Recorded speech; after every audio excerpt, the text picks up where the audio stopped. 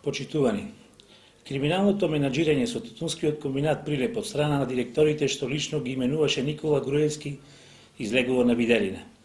Полицијата поднесе кривична пријава против породешниот генерален директор на АД Тутунски комбинат Прилеп Александар Дерменџиев поради сомнение за кривично дело злоупотреба на службената положба и овластување.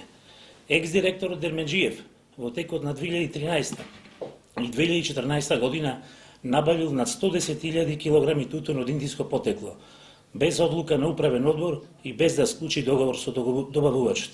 И покрај тоа што пред приемот на тутунот, соодветни лица утврдиле дека тутунот отстапува од предвидените критериуми за квалитет, директорот ја прифатил понудата и исплатил околу 16 милиони денари.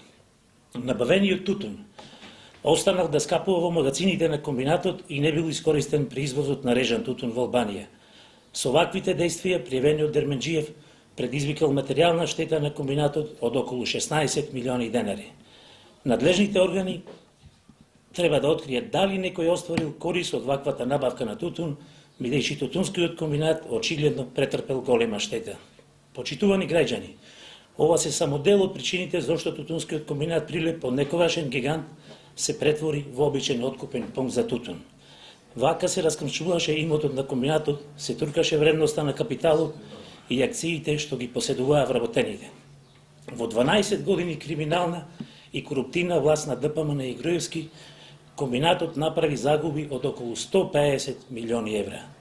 Надлежните институции ќе имаат полни раце работа, но правда мора да има.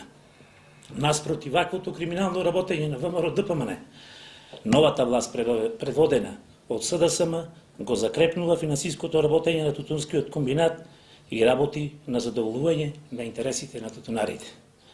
Се исплаќаат зголемените субвенции за 2017 година и тоа во време кога им се непотребни на тутунарите.